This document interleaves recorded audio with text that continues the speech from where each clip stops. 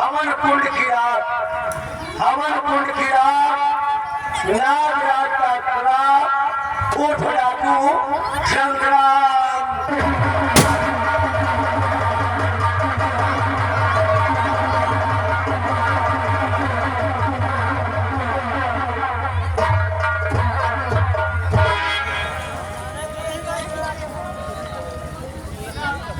आसाम राज्य के महामंत्री धीर से जी महाराज, आज भरे दरबार इस प्रजा के बारे में कुछ नसीहत देना चाहता हूँ। बताइए महाराज। सुनिए महामंत्री जी, मैं कैसी नसीहत देना चाहता हूँ और क्या बताना चाहता हूँ।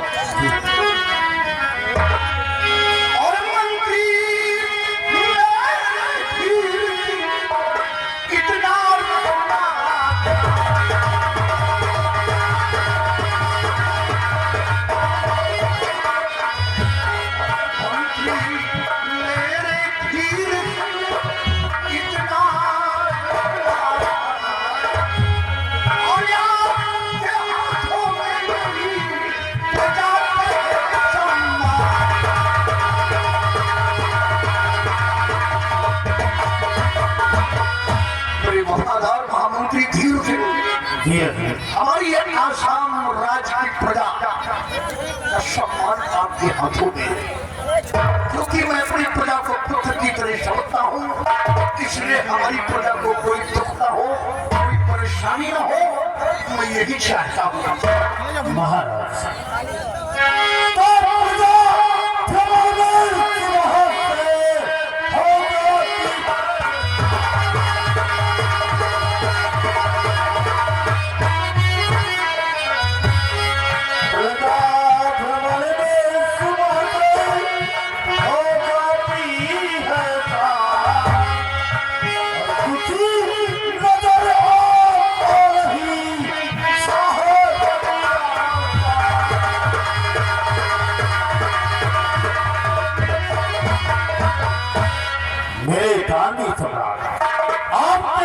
आसाम में सुबह से लेकर शाम तक आपके प्रजा के बीच भ्रमण करते हैं महाराज।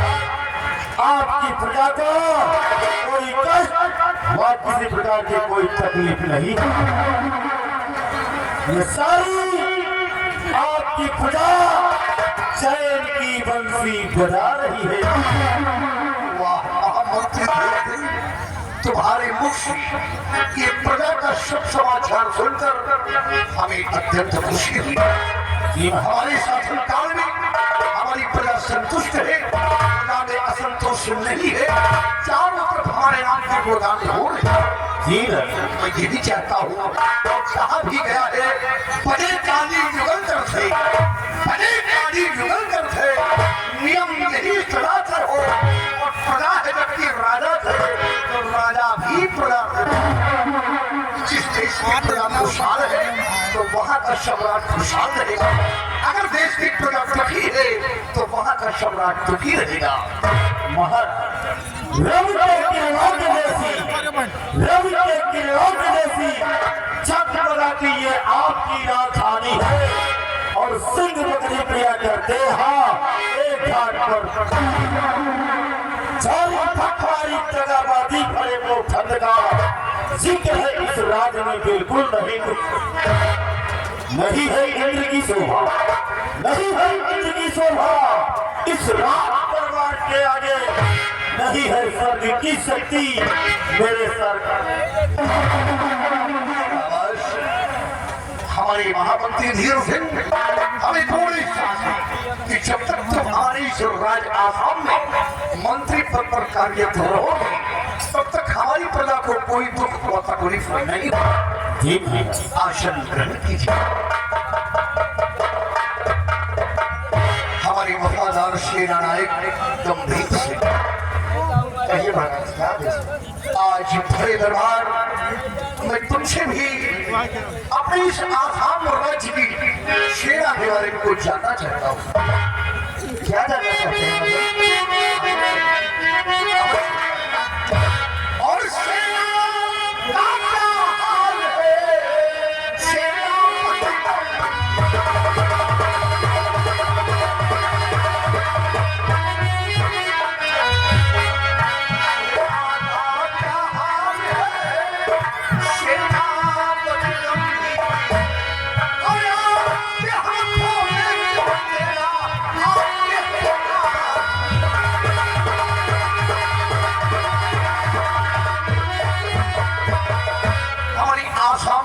सेना का क्या हाल है, क्योंकि आसाम राज्य की सेना आपके अधीन है, आपके इशारे पर अपना कदम उठाती है। इसके बड़े दरबार मैं अपने सेनानियों का अहवाल जानना चाहता हूं। महाराज, आपके सेनानी एकदम सुरक्षित है राजन। आपके सेनानी एकदम सुरक्षित है राजन। किसी प्रकार की कोई कमी नहीं है। राज के चारों तरफ राजन हमारे सैनिक तैयार हैं। मेरी बात कि हमारे सैनिकों की और हमारे नृत्य के तो सुनिए महाराज।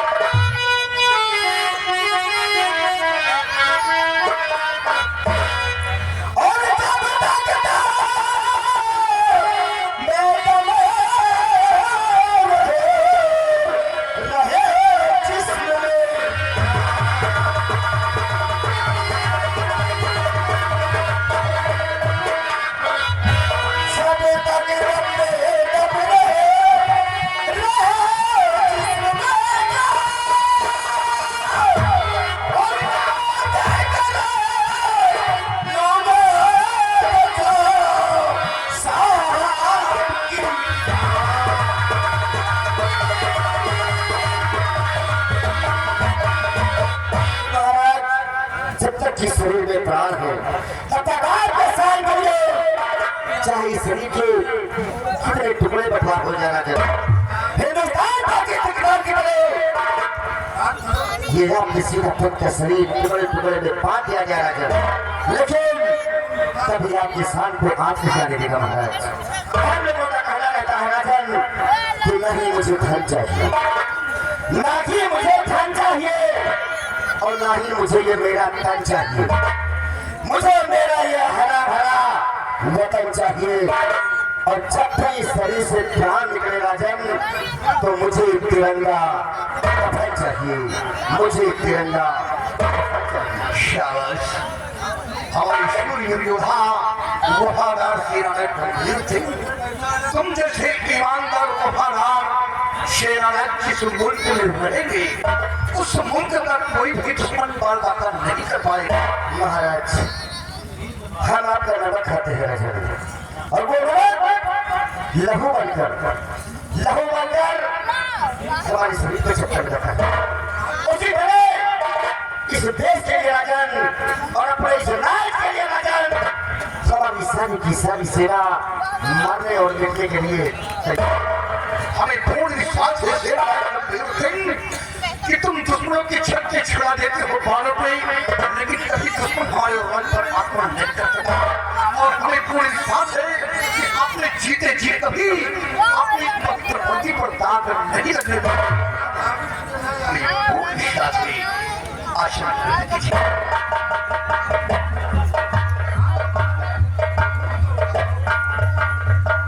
द्वारपाल, क्या खबर लाए हो? आज भरे दरबार माननीय राजकुमार जी और राजकुमारी जी आना चाहती हैं, क्या इजाजत है उनके लिए? द्वारपाल, क्या कहा कि भरे दरबार हमारा बेटा युवराज राजकुमार व हमारी पुत्री बेटी निर्मला आना चाहती है। जी हुजूर। जाओ, अगर वो दरबार में आना चाहती है तो सम्मान पूर्वक हमारी समक्ष लाया जाए, क्योंकि वो बच्चे हमें प्राणों से ज्यादा प्यारे हैं, हमारी आंखों की ज्योति है। और जब तक मैं बच्चों को देख नहीं देता तब तक मेरे दिल को धीर भी नहीं होता। जाओ, बच्चों को बुलाकर दरबार में उपस्थित करो।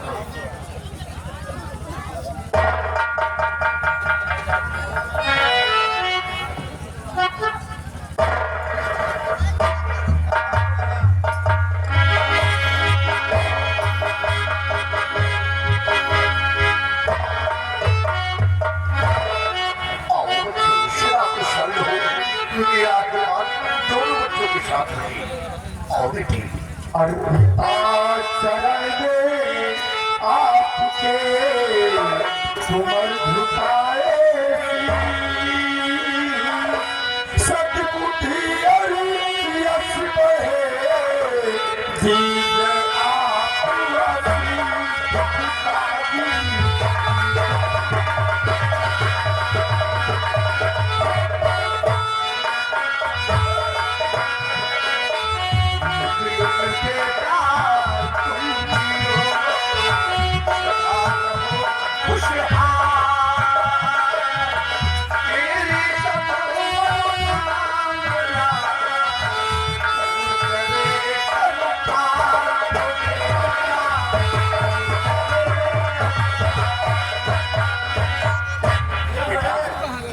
मेरा आशीर्वाद है, मेरा आशीर्वाद सदा तुम्हारे साथ रहेगा। और हम भगवान से प्रार्थना से वो काम करते हैं कि हमारे बच्चों को कोई तकलीफ ना हो, दुख ना हो। और जब हम अपने बच्चों को अपनी नजर से देख लेते हैं तो हमारा सारा दुख दूर हो जाता है। कितना भी हम दुख में विलीन रहते हैं, लेकिन बच्चों को देखते ही हमारा सारा दुख दूर हो जाता है। बेटी बड़ा कैसी हो बेटी? बेटी अपने दिल में कभी ये मत सोचना कि मैं तुम्हें कम प्यार करता हूँ, ये मत सोचना, क्योंकि तुम हमारी दूसरी रानी की बेटी हो। हमारा बेटा युवराज राजकुमार हमारी पहली रानी का बेटा है, और छोटा सा था ये कुंवर, तभी इनकी माता भगवान को प्यारी हो गई, उनका सर्वनाश हो गया। और उसके बाद इनकी परवरिश के लिए मैंने अपना दूसरा विवाह रचाया, और दूसरा विवाह रचा कर तुम्हारी माँ को शाही भवन में लाया। उसके बाद ये ऊपर वाले की लीला अपरंपार है बेटी, तुम्हें जन्म देकर तुम्हारी माँ भी भगवान को प्यारी हो गई, इस दुनिया को छोड़कर के चली गई। आज भगवान की कृपा से दोनों बच्चे हमारी नजरों के समक्ष सलामत हैं, और दोनों बच्चों को देख लेता हूँ तो हमारा सारा दुख दूर हो जाता है बच्चों, सारा दुख दूर हो जाता है।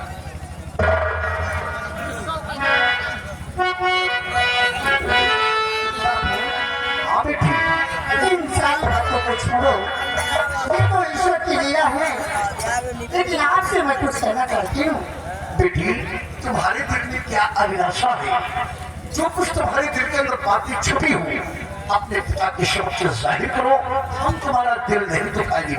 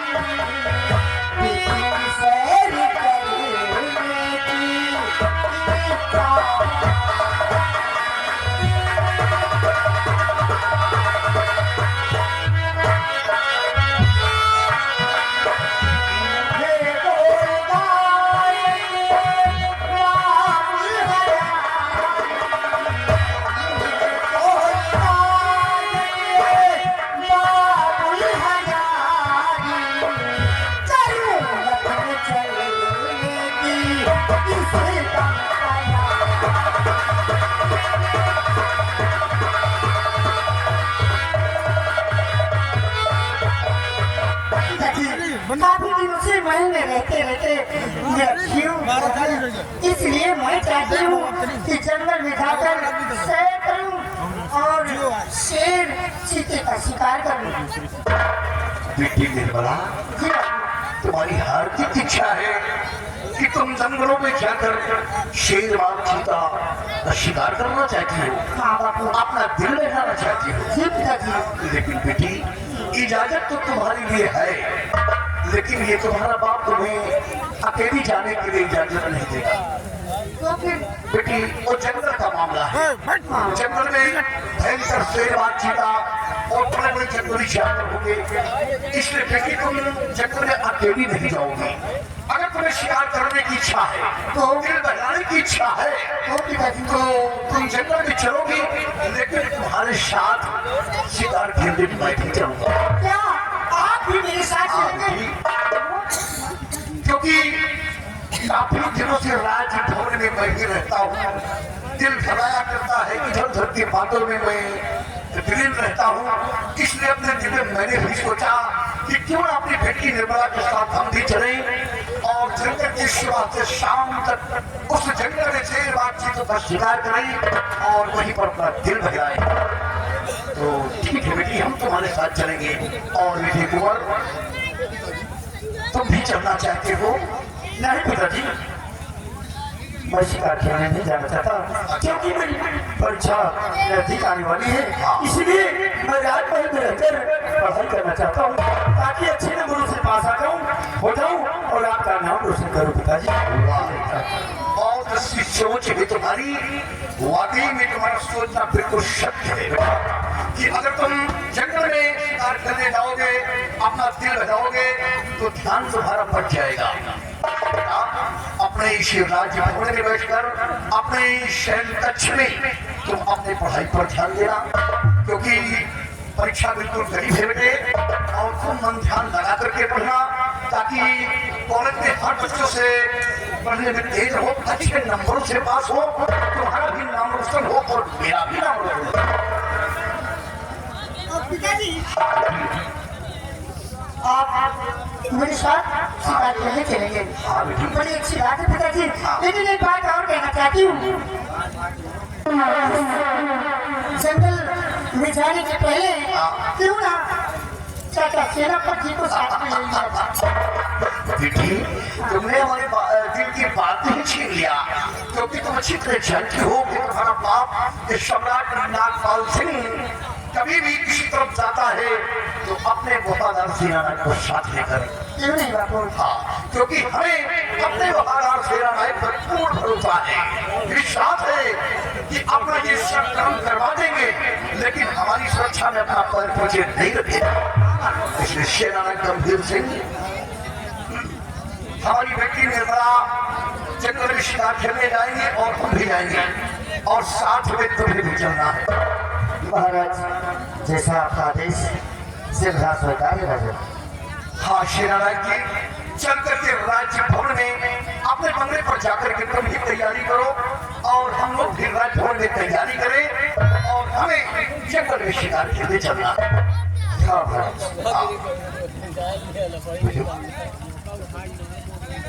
परीक्षा तो बिल्कुल नजदीक आ गई है। पिछली बार आप एक नंबर से पीछे रह गए थे और अगली बार हाँ हाँ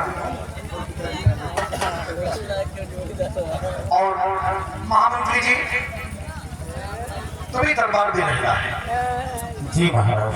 तुम्हें दरबार में रहना है क्योंकि तुम भी हमारे वफादार महामंत्री हो और इस शाही दरबार का कार्य तुम्हारे गिरने पर और हमारी प्रजा की देख रेख तुम्हें करना है।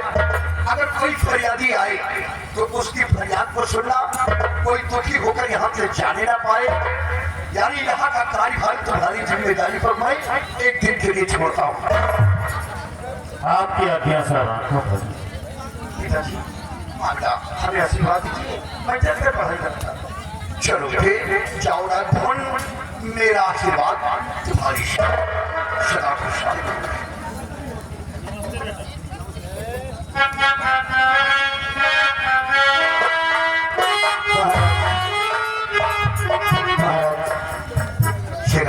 उसका अच्छी बात हो रहा है, मैं आपसे कुछ कहना चाहता हूँ। बोलो महाराज, मेरे दिल में आया कि मैं एक चक्कर सीमा सरहद पे चला जाऊंगा और अपने जवानों को, अपने सैनिकों को सतर्क कर दूं और गोलियां मारने की व्यवस्था कर दूं राजा। इसलिए कि दुश्मन का कोई भरोसा नहीं होता है कि दुश्मन किस समय पर हाथ दे सकता है।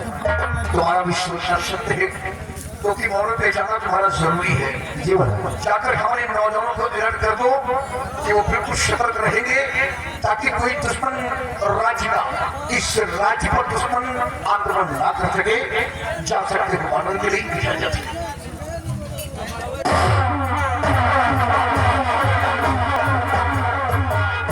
बिहारी लाल, आज का शाही दरबार इसी जगह समाप्त किया जाता है।